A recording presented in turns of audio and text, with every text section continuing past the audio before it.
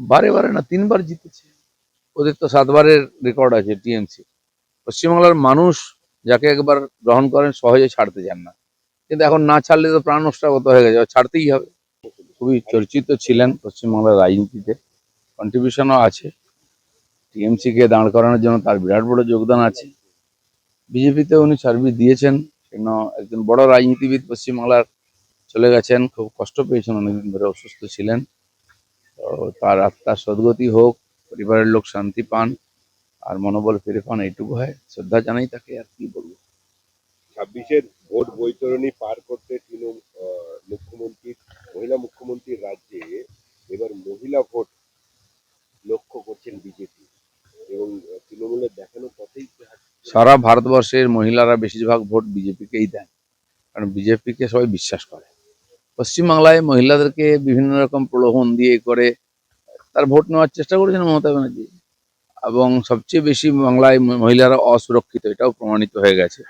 সেজন্য টাকা তো সব সরকারি সবাই দেয়, নিতে আপত্তি নেই, ভোট দিন ভবিষ্যতের কথা ভেবে। সুপ্রিম কোর্টের নির্দেশ মতো আজ থেকে বিচার বিভাগের তদারকিতে শুরু হচ্ছে এসআইআর কাজ। পশ্চিমবঙ্গ এমন একটা রাজ্য যেখানে সরকার কোনো সিদ্ধান্ত নেয় না বা সব সিদ্ধান্তের বিরোধিতা হয়। সবচেয়ে বেশি মানুষ সরকারি সিদ্ধান্তের বিরুদ্ধে কোর্টে যান। এটাও রাজ্য সরকারের অসহযোগিতায় এরকম লম্বা হয়েছে, কমপ্লিকেটেড হয়েছে। সেই জন্য আদালত হস্তক্ষেপ করেছেন, তা নাহলে তো শেষই হবে না। আর মমতা ব্যানার্জির এটা কালচারই হয়ে গেছে, তার সরকার ডিসিশন নেবে না, এখানকার মানুষ বাধ্য হয়ে কোর্টে যাবে। আর এখানকার পশ্চিমবাংলার সম্পর্কিত সমস্ত বিষয় কোর্টে গিয়ে সমাধান হয়, আর এসআইআর ক্ষেত্রেও তাই হয়েছে। নির্বাচন কমিশনের সঙ্গে পুলিশের বৈঠক, কেন্দ্রীয় বাহিনী নিয়ে 1 মার্চ রাজ্যে আসছে কেন্দ্রীয় বাহিনী। ভোটের আগে কেন্দ্রীয় বাহিনীর ব্যবহার ও ভূমিকা নিয়ে বিরোধী এবং শাসক দলের অতীতেও অভিযোগ। সব সময় কেন্দ্রীয় বাহিনী সেনার বিরোধিতা করে এসেছেন মমতা ব্যানার্জি, দেখলেই তাদের ভয় হয়। যেমন পাকিস্তান বাংলাদেশের লোকেরা ভয় পায় ভারতের সেনাকে, সেরকম। তো সেই জন্য এসেই গেছে অলরেডি, সেন্ট্রাল ফোর্স আসবে আরো বেশি, কারণ ভোটের দামা বাজলেই সাধারণ মানুষ পশ্চিমবাংলার লোক বলেন যে দাদা ভোট দিতে পারবো তো, সেন্ট্রাল বাহিনী থাকবে তো। তো সেটা মেনেই আজকে কেন্দ্র সরকারকে নির্বাচন কমিশনকে ডিসিশন নিতে হচ্ছে। বারে বারে ভয় হয়, বারে বারে আসন সংখ্যার নিরিখে দিতে যায় তৃণমূল কংগ্রেস। বারে বারে না, তিনবার জিতেছে। ওদের তো 7বারের রেকর্ড আছে টিএমসি। পশ্চিমবাংলার মানুষ যাকে একবার গ্রহণ করেন সহজে ছাড়তে চান না, কিন্তু এখন না ছাড়লে তো প্রাণ নষ্টাগত হয়ে গেছে, ছাড়তেই হবে। সুপ্রিম কোর্টের ডিরেক্ট বনাম পিসি কেস আছে। ঠিক আছে, কেস তো বললাম না, পশ্চিমবাংলার সমস্ত কিছু গিয়ে একদম কোর্টের সমাধান হয়, এরকম চলতেই থাকবে। আর ওনারা ভাবছেন কোর্টে নিয়ে গেছেন মানে ঝুলে থাকবে আর ইলেকশনই করতে দেবো না, আরো 5 বছর চলবে, এটা হবে না। মুকুল রায়ের সাথে তো আপনি একাধিকবার কথা হয়েছে, এমন কোনো কথা যেটা না, মুকুল রায় এসেছিলেন আমাদের পার্টিতে, পার্টি যখন সমৃদ্ধ হয়েছিল তখন এসেছিলেন। তার যোগদান আছে পার্টির যে ফলাফলেতে, তার মতো অভিজ্ঞ নেতাকে আমরা পেয়েছিলাম, কিন্তু আবার তিনি সরকার হওয়ার আগেই চলে গেলেন। তো ওনার কিছু নিশ্চয় বাধ্যবাধকতা ছিল, আর না হলে চলে গেলেন পার্টি ছেড়ে। সেই জন্য বাস উনি টিএমসিতে শেষ জীবনটা কাটিয়েছেন, কংগ্রেস থেকে বোধহয় রাজনীতি শুরু করেছেন, আমি জানি না আর কোন কোন পার্টিতে ছিলেন। তো সেই জন্য তার প্রতি আমরা কৃতজ্ঞ, তিনিও আমাদের পার্টিতে কাজ করেছেন।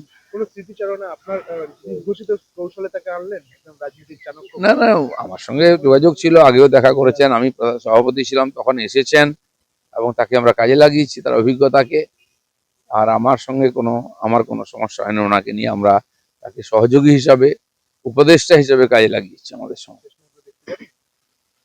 দেখা যাক, সব তো শেষ হয়ে গেছে, দেখার কি আছে। চলো, বারে বারে না, তিনবার জিতেছে। ওদের তো 7বারের রেকর্ড আছে টিএমসি। পশ্চিমবাংলার মানুষ যাকে একবার গ্রহণ করেন সহজে ছাড়তে চান না, কিন্তু এখন না ছাড়লে তো প্রাণ নষ্টাগত হয়ে গেছে, ছাড়তেই হবে। খুবই চর্চিত ছিলেন পশ্চিমবাংলার রাজনীতিতে, কন্ট্রিবিউশনও আছে। টিএমসি কে দাঁড় করানোর জন্য তার বিরাট বড় যোগদান আছে। বিজেপিতে উনি সার্ভিস দিয়েছেন, সেজন্য একজন বড় রাজনীতিবিদ পশ্চিমবাংলার চলে গেছেন, খুব কষ্ট পেয়েছেন, অনেকদিন ধরে অসুস্থ ছিলেন। তো তার আত্মার সদ্গতি হোক, পরিবারের লোক শান্তি পান আর মনোবল ফিরে পান, এইটুকু হয়। শ্রদ্ধা জানাই তাকে, আর কি বলবো। 26-এর ভোট বৈতরণী পার করতে মহিলা মুখ্যমন্ত্রীর রাজ্যে এবার মহিলা ভোট লক্ষ্য করছেন বিজেপি এবং তৃণমূলের দেখানো পথেই সারা ভারতবর্ষের মহিলারা বেশিরভাগ ভোট বিজেপিকেই দেন, কারণ বিজেপিকে সবাই বিশ্বাস করে। পশ্চিমবাংলায় মহিলাদেরকে বিভিন্ন রকম প্রলোভন দিয়ে করে তার ভোট নেওয়ার চেষ্টা করেছেন মমতা ব্যানার্জি, এবং সবচেয়ে বেশি বাংলায় মহিলারা অসুরক্ষিত, এটাও প্রমাণিত হয়ে গেছে। সেজন্য টাকা তো সব সরকারি সবাই দেয়, নিতে আপত্তি নেই, ভোট দিন ভবিষ্যতের কথা ভেবে। সুপ্রিম কোর্টের নির্দেশ মতো আজ থেকে বিচার বিভাগের তদারকিতে শুরু হচ্ছে এসআইআর কাজ। পশ্চিমবঙ্গ এমন একটা রাজ্য যেখানে সরকার কোনো সিদ্ধান্ত নেয় না বা সব সিদ্ধান্তের বিরোধিতা হয়। সবচেয়ে বেশি মানুষ সরকারি সিদ্ধান্তের বিরুদ্ধে কোর্টে যান। এটাও রাজ্য সরকারের অসহযোগিতায় এরকম লম্বা হয়েছে, কমপ্লিকেটেড হয়েছে। সেই জন্য আদালত হস্তক্ষেপ করেছেন, তা নাহলে তো শেষই হবে না। আর মমতা ব্যানার্জির এটা কালচারই হয়ে গেছে, তার সরকার ডিসিশন নেবে না, এখানকার মানুষ বাধ্য হয়ে কোর্টে যাবে। আর এখানকার পশ্চিমবাংলার সম্পর্কিত সমস্ত বিষয় কোর্টে গিয়ে সমাধান হয়, আর এসআইআর ক্ষেত্রেও তাই হয়েছে। বলছি, নির্বাচন কমিশনের সঙ্গে পুলিশের বৈঠক, কেন্দ্রীয় বাহিনী নিয়ে 1 মার্চ রাজ্যে আসছে কেন্দ্রীয় বাহিনী। ভোটের আগে কেন্দ্রীয় বাহিনীর ব্যবহার ও ভূমিকা নিয়ে বিরোধী এবং শাসক দলের অতীতেও অভিযোগ। সব সময় কেন্দ্রীয় বাহিনী সেনার বিরোধিতা করে এসেছেন মমতা ব্যানার্জি, দেখলেই তাদের ভয় হয়। যেমন পাকিস্তান বাংলাদেশের লোকেরা ভয় পায় ভারতের সেনাকে, সেরকম। তো সেই জন্য এসেই গেছে অলরেডি, সেন্ট্রাল ফোর্স আসবে আরো বেশি। কারণ ভোটের দামা বাজলেই সাধারণ মানুষ পশ্চিমবাংলার লোক বলেন যে দাদা ভোট দিতে পারবো তো, সেন্ট্রাল বাহিনী থাকবে তো।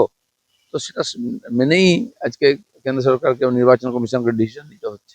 বারে বারে ভয় হয়, বারে বারে আসন সংখ্যার নিরিখে জিতে যায় তৃণমূল কংগ্রেস। বারে বারে না, 3বার জিতেছে। ওদের তো 7বারের রেকর্ড আছে টিএমসি। পশ্চিমবাংলার মানুষ যাকে একবার গ্রহণ করেন সহজে ছাড়তে চান না, কিন্তু এখন না ছাড়লে তো প্রাণ নষ্টাগত হয়ে গেছে, ছাড়তেই হবে। সুপ্রিম কোর্টে ডেরেক বনাম পিসি কেস আছে। ঠিক আছে, কেস তো বললাম না, পশ্চিমবাংলার সমস্ত কিছু গিয়ে একদম কোর্টের সমাধান হয়, এরকম চলতেই থাকবে। আর ওনারা ভাবছেন কোর্টে নিয়ে গেছেন মানে ঝুলে থাকবে আর ইলেকশনই করতে দেবো না, আরো 5 বছর চলবে, এটা হবে না। দাদা, মুকুল রায়ের সাথে তো আপনি একাধিকবার কথা হয়েছে, এমন কোনো কথা যেটা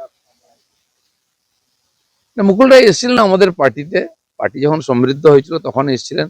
তার যোগদান আছে পার্টির যে ফলাফলেতে, তার মতো অভিজ্ঞ নেতাকে আমরা পেয়েছিলাম। কিন্তু আবার তিনি সরকার হওয়ার আগেই চলে গেলেন, তো ওনার কিছু নিশ্চয় বাধ্যবাধকতা ছিল, আর না হলে চলে গেলেন কোনো পার্টি ছেড়ে। তো সেই জন্য বাস উনি টিএমসিতে শেষ জীবনটা কাটিয়েছেন, কংগ্রেস থেকে বোধহয় রাজনীতি শুরু করেছেন, আমি জানি না আর কোন কোন পার্টিতে ছিলেন। তো সেই জন্য তার প্রতি আমরা কৃতজ্ঞ, তিনিও আমাদের পার্টিতে কাজ করেছেন। কোনো স্মৃতিচারণা আপনার নির্ঘোষিত কৌশলে তাকে আনলেন একদম রাজনীতির চাণক্য? না না, আমার সঙ্গে যোগাযোগ ছিল, আগেও দেখা করেছেন, আমি সভাপতি ছিলাম তখন এসেছেন, এবং তাকে আমরা কাজে লাগিয়েছি তার অভিজ্ঞতাকে। আর আমার কোনো সমস্যা হয় না ওনাকে নিয়ে, আমরা তাকে সহযোগী হিসাবে, উপদেষ্টা হিসাবে কাজে লাগিয়েছি আমাদের সঙ্গে। দেখা যাক, সব তো শেষ হয়ে গেছে, দেখার কি আছে।